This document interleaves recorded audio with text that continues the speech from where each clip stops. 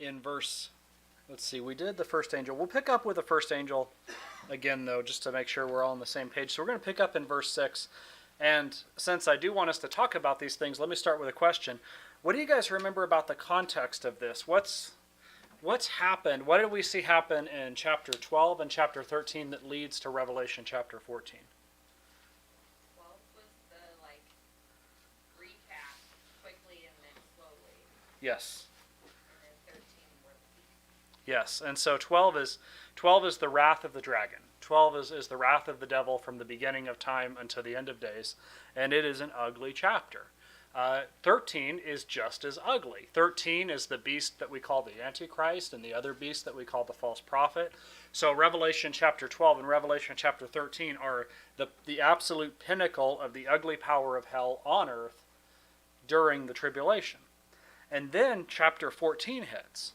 And chapter 14 is very much God's response to the power of hell on earth. And that's why we see all these angels zooming around.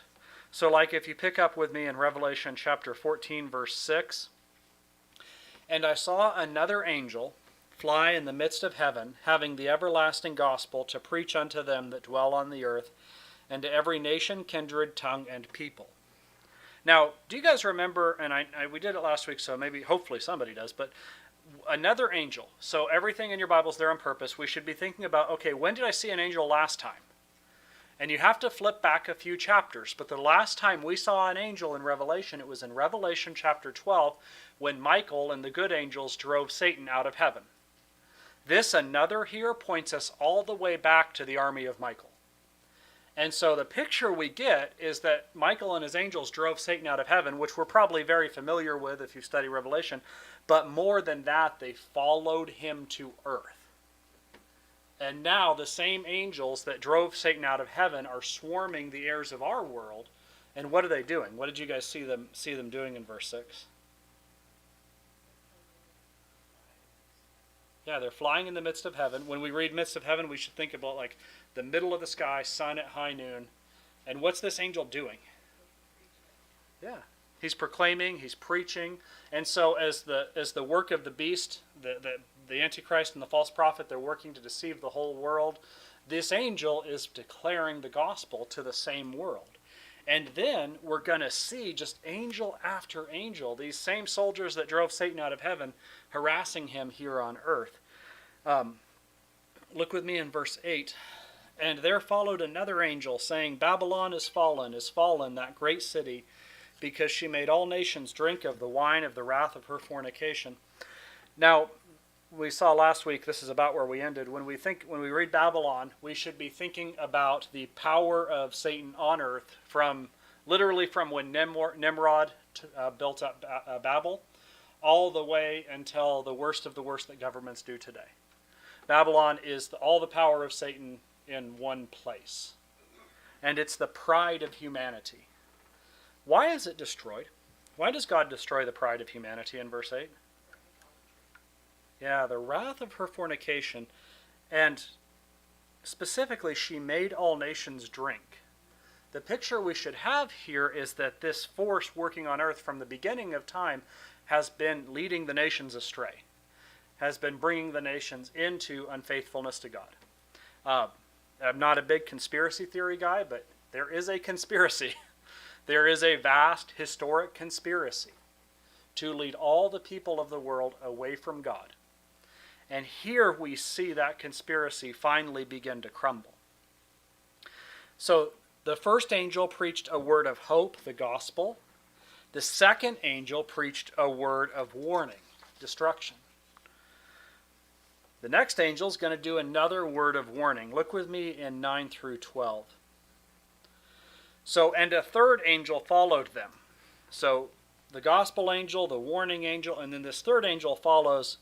What kind of voice does this angel speak with? The loud voice. And that's significant. We haven't seen that yet. Oh, excuse me. We saw it in 7, but we didn't see it in 8. If any man worship the beast or his image, or receive his mark in his forehead, so this is another warning, or in his hand, the same shall drink of the wine of the wrath of God that is poured out without mixture into the cup of his indignation. And then it describes his torment, fire and brimstone in the presence of the holy angels and in the presence of the Lamb. Look with me in 11. The smoke of their torment ascends up forever and ever, and they have no rest day or night, who worship the beast and his image, and whoever receive the mark of his name. And then verse 12, herein is the patience of the saints. Here are they that keep the commandments of God and the faith of Jesus. And so this angel, and we saw this last week, but this angel is warning people about taking the mark of the beast. And what did we see last week? Is the mark of the beast something that you can take by accident? Are you like, you woke up one morning like, uh-oh, I took the mark of the beast? I guess, what's it connected with? Worship. It's always connected with worship. It's closely connected with worship, and that's what we see here, and that's why we talked about fornication earlier. Because yes, fornication is bad, like a man and a woman doing inappropriate things, that's bad. But in the Old Testament, fornication is consistently used as a picture of nations going after idols, and especially Israel going after an idol. You cannot understand Revelation without a really solid grasp on your Old Testament.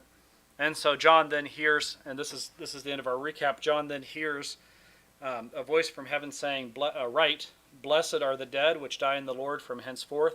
Yes, saith the Spirit, that they may rest from their labors, and their works do follow them. Their works do follow them is a little bit of an idiom. It's basically the idea is that after they've died, people will know what they really did. And the picture there is that when they go to heaven, people will understand what they really did. How are these people that die in the Lord on earth during the tribulation, how are they going to be killed? Like, they're going to be martyred. They're going to die as criminals. So imagine that, like the whole world, all of the power of the world turned against you and just absolutely laying into you as the scum of the earth, as a criminal, as somebody who won't cooperate. But when they get to heaven, what they really did is going to be revealed. That's a very, very powerful picture. And then something else really interesting happens. And I looked, in verse 14, I looked, and behold, a white cloud. And upon the cloud, one that sat like unto the Son of Man. This is the only time, by the way, in the Bible that anybody is sitting on a cloud in heaven. I don't know why we all have the idea that we sit on clouds in heaven. This is the only time it happens. It's kind of unusual. Well, you guys tell me, look in 14.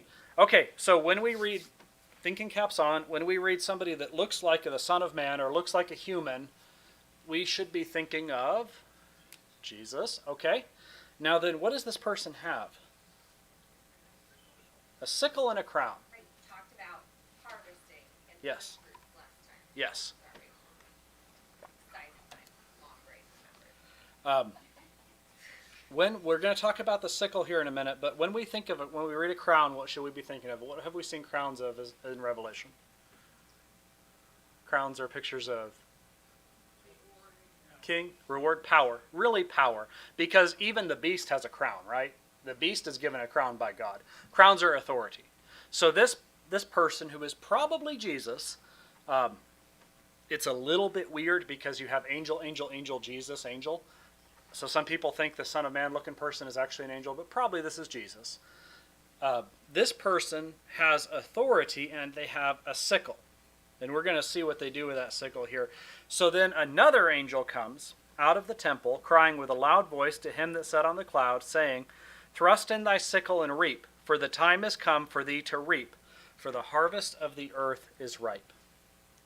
Now, if the person on the cloud is Jesus, why is an angel telling him what to do? What's going on there? What do you guys think? Yes, Taylor's got it. He's a messenger from the Father. There's a commentary I read, one of the commentaries I read studying this, and they have like 10-page thing, and they come to exactly that conclusion. You should read commentaries.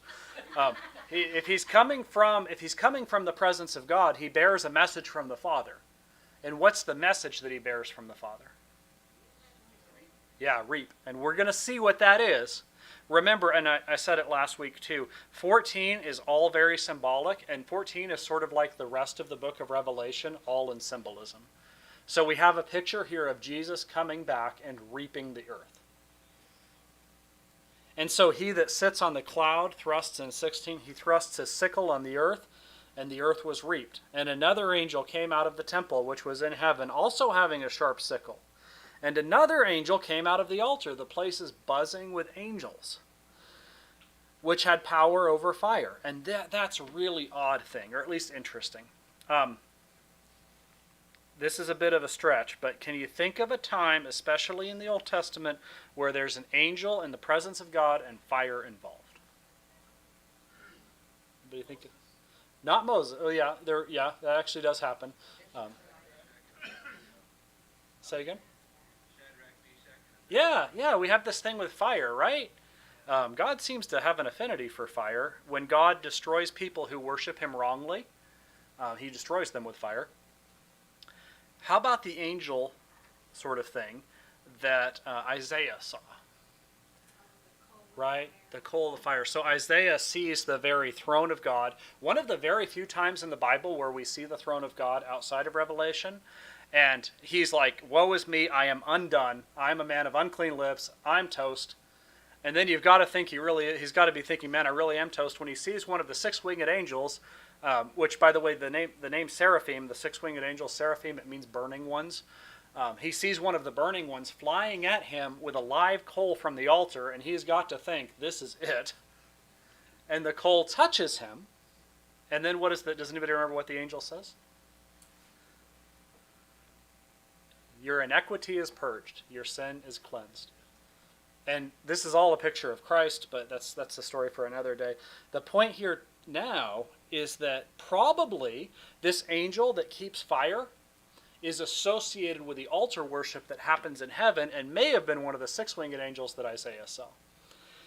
And so we have like the inner circle of the angels that minister to God in heaven are coming down to earth. This is a really, really big deal. And look, what does the angel with the fire, what does the fire angel say in verse 18?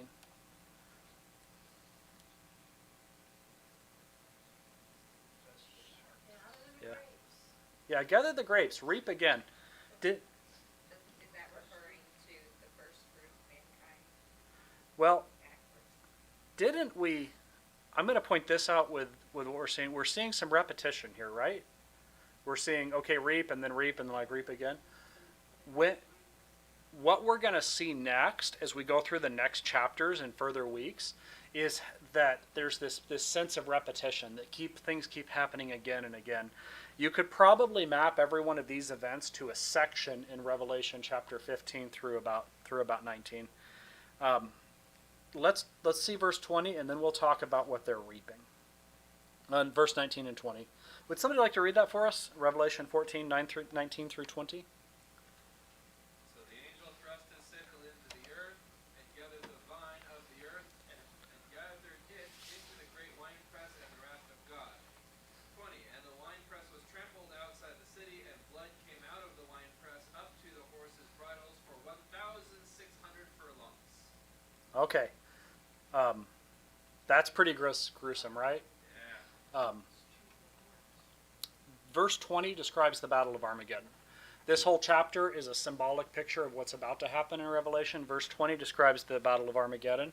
Probably the reaping of the Son of Man describes the last of the death of the martyrs on earth. Maybe some people think the rapture, but something where Jesus comes and takes out a mass of humanity at some point. But this reaping that the angels do is very definitely the wrath of God. Do you remember what Babylon is described as doing? Drink of the wine of the wrath of her fornication. And now we see the wine of the wrath of God. And this wine is a picture, of course, of the rich, pure, blood-red wrath of God. Now, yeah, this is 14 is all figurative. 14 is all signs and wonders type stuff. But the 14 is the figurative explanation of the literal stuff that we're going to see in the next few chapters after this. Because it would be kind of weird for a wine press to be trodden and then blood comes out of the wine press. Why is it without the city, by the way? What's going on there? Why is it without the city? Because it'd make a big mess in the city, right?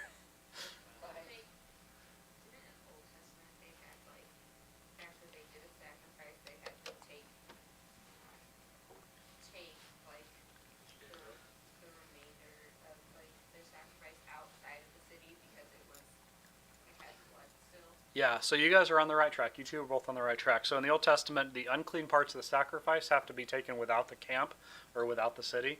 The scapegoat, bearing the sins of Israel symbolically, has to be taken without the camp, without the city. There's something else important you do to people outside of the city in Old Testament times. Yeah, you do stone them. When you're going to kill somebody, when the wrath of God is going to be revealed in Old Testament times, it's supposed to happen without the camp. Outside of the camp, outside of the city. That's why Peter says that Jesus took took the shame outside of the city. Symbolically in the Old Testament, you are being removed from the people. You are being removed. Your sin has removed you from your relationship with God. Now you're being removed from your place among the community. And so that's why this is happening without the city. This is God's wrath being poured out. Everything in the Old Testament sort of points to this. Paula?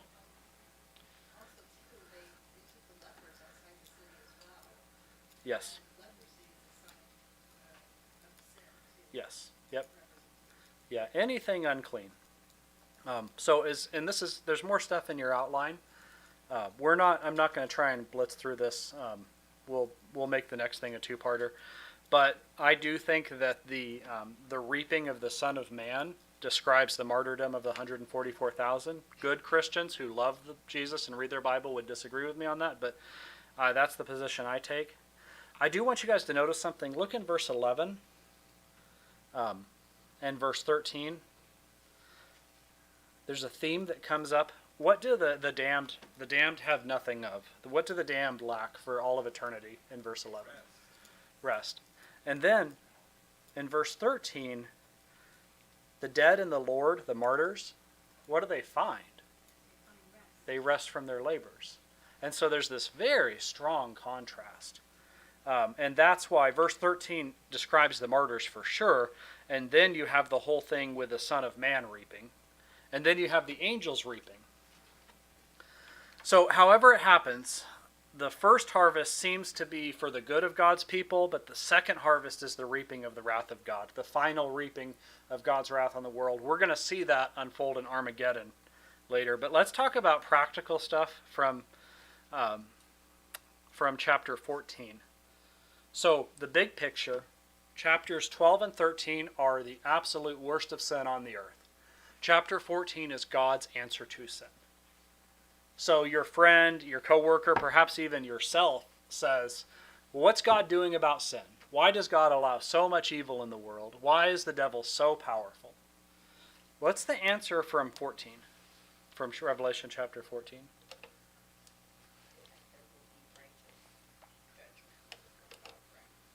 Yeah, it's not going to be forever. When the devil seems absolutely omnipotent and it seems like there is no power but darkness in the whole of the world, what's the lesson we learn from Revelation chapter 14? Still the rest of the story. Yeah, the rest of the story is going to be unfolded. And the heaven is swarming with angels. It cannot be overemphasized. This is happening while the beast is ascendant on earth and the government of the Antichrist is at its absolute apex. And this is where Revelation says, and then this angel came to earth, and this angel came to earth, and this angel came to earth. Oh, and by the way, the Son of Man was there too.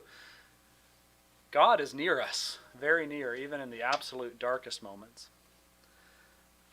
What's the way to rest from this chapter? If I want true rest, where does that path go? How do I get there? You have to be reaped, right? Now, thankfully, we don't all have to be reaped in order to enter into rest, but I want to see this pathway.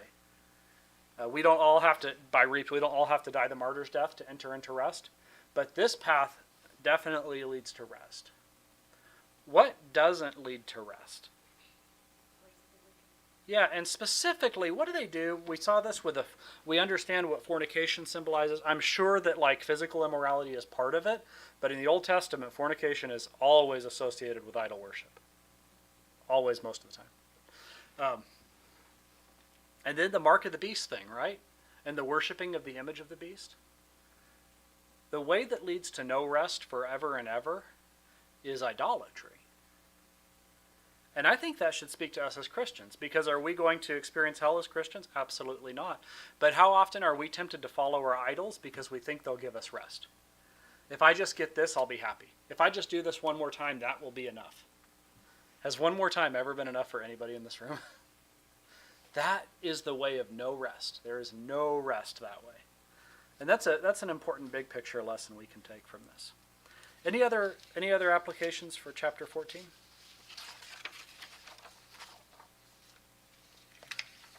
Well, let's start the next one. And again, the hope is this is a discussion. I had this idea a while back, and I thought, oh, this would be a cool one-page little gap filler Bible study, and then it grew into 4 pages today. So we'll just see what we can do here. The temple. Okay, we talked about earlier. Isaiah had this vision of the temple of God in the Old Testament. Can anybody think about other times in the Old Testament where somebody has like a picture of the temple of God? A vision of the temple of God? The children of Israel carried one around the Sinai desert. Yes. It wasn't a brick and mortar temple, it was more of a wood cloth temple. Yes. Yes. Yeah. And that is really important. There are precious few glimpses of the temple of God in the Old Testament. But, and we're going to start seeing this right now, the tabernacle was made to be a copy of the temple of God. So whatever we're going to say heaven is, whether it's spatially located somewhere way up there, or whether it's like another dimension, or however that works, there is a place where the presence of God dwells, and there is a beautiful, marvelous temple in that place. And the tabernacle's a representation of that. So let's start at the beginning. All of Revelation depends on the Old Testament. Christians love to have really strong opinions about Revelation. You shouldn't be allowed. Well, I don't say that. I'm just joking, but you shouldn't have strong opinions about Revelation until you really know your minor prophets and the book of Exodus. In Exodus chapter 24, since we're not in a hurry, let's turn there.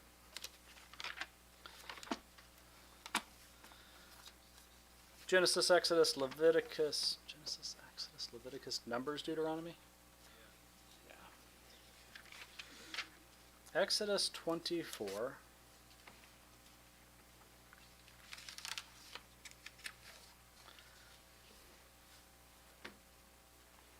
Okay, Bible trivia time, and fair warning, this is a trick question. When Moses went up to the top of the mountain, what did he get? What did Moses get on Sinai? Sir? 10 Commandments. That is true, but that is only partially true. There's something else. Mr. Scott? Yeah, or the tabernacle, right? The plans for the tabernacle. And we often think of Moses coming down, like the Charlton Heston movie, and delivering, here is the law. And that definitely happened. But more importantly, Moses was up there for 40 days. How long does it take to recite the 10 Commandments? 5 minutes if you're slow. Yeah. So Moses was learning about something. Moses spent 40 days learning about something. And that something was the temple in heaven. Here, check this out. So in Numbers chapter 24, Israel has escaped Egypt, and they are in Sinai at the holy mountain. And there's this covenant ceremony, or this cleansing ceremony in Exodus chapter 24, verses 1 through 8. And then Moses, in verse 9, Moses, Aaron, Nadab, and Abihu, and 70 of the elders of Israel went up the mountain. Okay, so Moses, we know who that is. Who's Aaron? His brother. No, his brother. Who's the priest? The 70 elders. That 70 is an important number for completion in the Bible. We don't need to go into all that right now. Nadab and Abihu. Who are Nadab and Abihu? Yeah. And they were sort of like worship leaders in the tabernacle system until they got dead, until they had a slight case of death. How did they die? What happened to Nadab and Abihu? How did they die? Do you guys remember? No. Strange fire. Yeah, they were burned to death. What happened was God said, here's how you're going to worship me, and you're going to use this fire in all of your sacrifices. And that fire was started by God when the tabernacle was consecrated. And God said, you're always going to use this fire. Well, Nadab and Abihu had their own way that they wanted to worship. They were bad worship leaders. They had their own way they wanted to worship that was contrary to the way that had been revealed. And specifically, they wanted to use this fire that they got from somewhere else. And we don't know where they got it, but they got this fire from somewhere else, this strange fire. And so they offered it to the Lord as part of their own idea about here's how we're going to worship. And then the Bible tells us that fire came off the altar and devoured Nadab and Abihu. And their crime was so grievous that Aaron, their father, was not allowed to mourn their death. They really messed up bad. The story of Nadab and Abihu is the story of what happens when worship goes wrong, and the story about how God actually cares about the way that he's worshipped. And that's all important because I want you to see that Nadab and Abihu see the God of Israel in verse 10. They saw the God of Israel, along with Moses and Aaron and the 70 elders. They saw the God of Israel. As the story of this chapter unfolds, Moses and Nadab and Abihu and Aaron climb the mountain with the 70 elders, and they get part of the way up. We might say like halfway, who knows. And they look off in the distance, and they see the God of Israel. And there they sit, and they sort of camp, and they have a kind of fellowship meal. It's a very odd fellowship meal, because it's Nadab and Abihu and the 70 elders, and the God of Israel is just sort of like off in the distance, higher on the mountain, kind of presiding over the whole thing. And as they look and they see the God of Israel, do you notice in verse 10, what do they notice about his presence? What's unusual? What do they notice about the place where the God of Israel is standing higher up in the mountain? Yeah. So they're trying to describe this, but where they see this figure, that's probably Jesus, it's like there, in that spot where God is, it's like the mountain isn't rocks and dirt anymore. It's this clear, in fact, it's so clear that it's like the body of heaven, it's like the sky. It's crystal clear, we might say. It's as clear as the sky. It's this clear, kind of vaguely bluish stone. And wherever God is standing, suddenly it's not rocks and dirt of Sinai anymore. It's this clear, vaguely bluish stone. And that's like, okay, that's a nifty thing. You can kind of squirrel away. But maybe that's what John saw that he described as a sea of glass. Because you might remember when all this started and John saw the temple of God, he said there was this thing that was like a sea, but it was made of glass. And that would be exactly what Moses is describing here. It's kind of like the ocean, but you can walk on it, and it's rock hard. So the reason I'm telling you this is to understand that when God came down to Sinai, the place was, in a sense, transformed. And what we have there is a place where heaven starts to bleed through into earth, and the presence of God is revealed. And then, in the story of chapter 24, God calls Moses up to the mountain, to the top, to the place where the pavement is. And then the last thing Israel sees is this glittering sapphire pavement and a cloud coming over God and Moses. And then Moses is in the cloud for 40 days, learning the plans for the tabernacle. Everything that Moses brings down, here's how you're going to do the pillars, and here's how you're going to decorate the curtains, and all that good stuff. That's what Moses learned. He was in the temple of God. He saw those things, and God gave him the solemn warning at the end of chapter 25, and look that thou make them after their pattern, which was showed thee on the mountain. God sent Moses out of the glory, and told him, now make the tabernacle like this, what you saw. So one of the things to immediately point out is that all of our worship, everything we're doing, theoretically, well, let's start with Israel. Everything Israel was doing in their worship, that was a copy or a shadow or a participation in what's happening in heaven. And that's really amazing.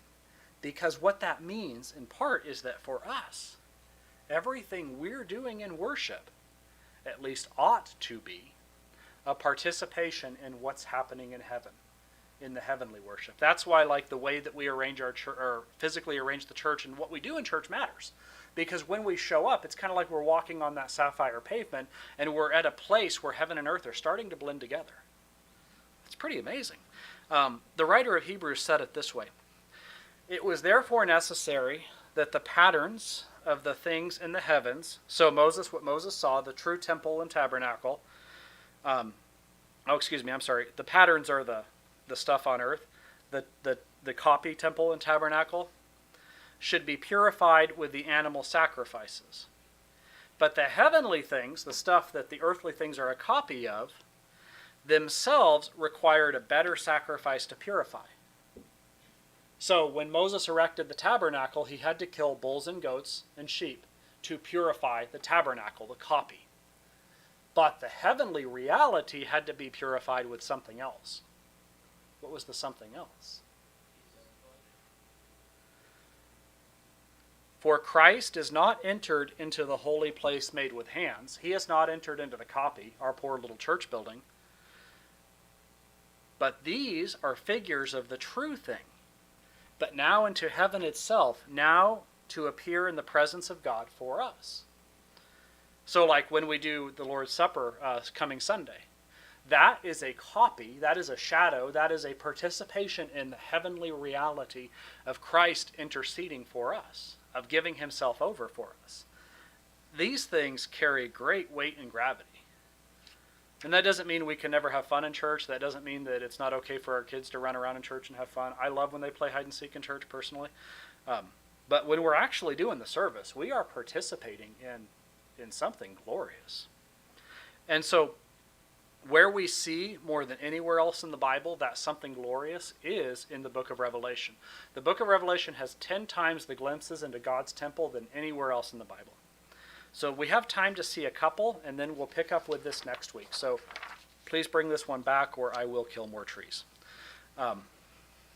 Let's see one of it's not technically the first, but it's the first we're going to look at in Revelation chapter 3.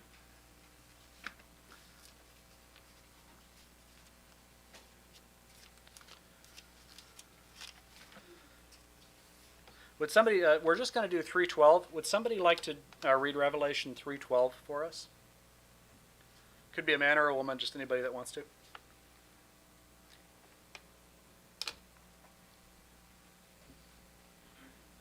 He who overcomes, I will make him a pillar in the temple of my God, and he shall go out no more. I will write on him the name of my God and the name of the city of my God, the new Jerusalem, which comes down from heaven from my God, and I will write on him my new name. Okay, so here there's a lot of cool stuff, but we're talking about the temple in heaven, and I want you to see here that the temple in heaven has a place for the people of God. That here, the one who overcomes, in context, these are the letters to the churches, and this is a promise made to a faithful Christian. That person has a place in the temple of God. And is it a very tenuous place? Is it maybe you're not quite sure if you're going to get evicted next week kind of place? What kind of places? Like how stable are they in the house of God? Yeah, permanent. They're as permanent as the pillars of the house. Yeah, structural, which is really interesting, right? Because the church is described as God's building. That's maybe a story for another day. When Jesus says, "In my Father's house are many mansions, if it were not so, I would have told you, I go to prepare a place for you," we should be thinking about this. That God has prepared a place for us in his presence. The awesome, unfathomable temple. God has prepared a place for us there. And that should shape the way that we think about everything. That should shape how we think about our current home. We shouldn't be too wrapped up in the state of our current home, like literally where you live. We shouldn't be too wrapped up in the affairs of the earth, because we have a better home coming. Let's look at one more passage and then we'll have to call it for tonight. Of course, it's the super long passage. If you were with us a number of weeks ago, we saw the worship service in Revelation chapters 4 and 5. And the principal thing that happens in the temple is worship. That happens a lot in the temple. And that's what John sees. He sees worship happening in the temple. And I want you to notice some things. So this is all in your outline, so you don't have to turn there. He sees a rainbow around the throne. It's like an emerald, so it's kind of green, but it's also like a rainbow. He sees 24 seats, and upon the seats he sees elders sitting. They're clothed in white raiment, and they had on their heads crowns of gold, which we just saw that symbolizes authority. Out of the throne proceeded lightnings and thunderings and voices, and there were 7 lamps of fire burning before the throne, which are the 7 spirits of God. Okay, so just right off the bat, this temple where worship happens, because that's really what you do in a temple, right? You go to temple to meet with God. This temple where worship happens, is this like a drab, dull place? Very pretty. Yeah, it's beautiful. They have open flames, which is neat. The people that are there, how are they described? And admittedly, the elders, it's not entirely clear if they're people or angels, but the ones who are participating in the worship, how are they described? Pure and temple. Yeah, they have authority. They're pure. They didn't just kind of wander in, right? There's a lot of intentionality here. And before the throne there was a sea of glass, and now you know what I think the sea of glass is, like unto crystal. And in the midst of the throne and round about the throne were 4 beasts, full of eyes before and behind. And the first beast was like a lion, the second beast was like a calf, the third beast had the face of a man, and the fourth beast was like a flying eagle. And the 4 beasts, each of them had 6 wings. We should be thinking about Isaiah's angels in Isaiah chapter 6 about them. And they were full of eyes within and without, and they rest not day or night, saying, Holy, holy, holy, Lord God Almighty, which was and is to come. And when those beasts give glory and honor and thanks to him that sat on the throne, who liveth forever and ever, the 24 elders fall down before him and sit on the throne, and worship him that lives forever and ever. And they cast their crowns before the throne, saying, Thou art worthy, O Lord, to receive glory and honor and power. For thou hast created all things, and for thy pleasure they are and were created. Okay, just some more observations. What do you notice about the worship service? What strikes you about it?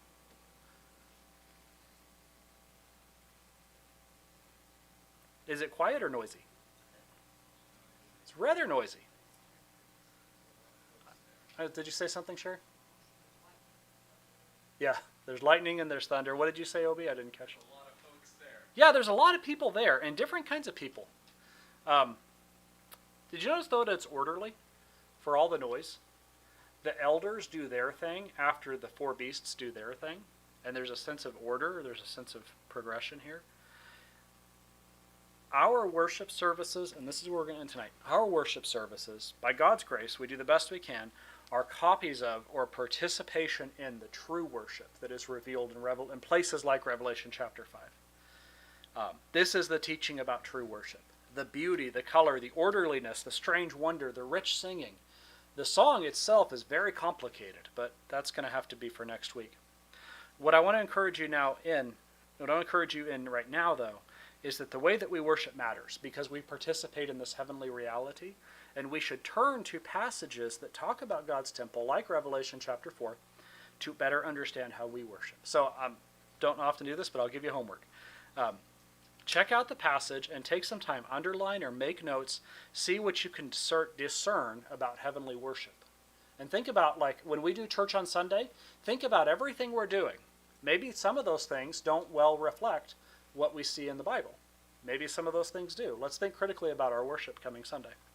But we're a little bit over time, so let's pray. God, thank you so much for the true visions of your temple. I pray that you would bless us with true worship. and a sense of rest, a real sense of belonging in your temple, not on these things made with human hands, not on the earth. Because, God, we look for a better country, a better home. And in the meantime, help us to be faithful on the earth. Bless us, and thank you that you have given to us the ability to participate in the true worship that happens in heaven. We pray this in Jesus' name. Amen.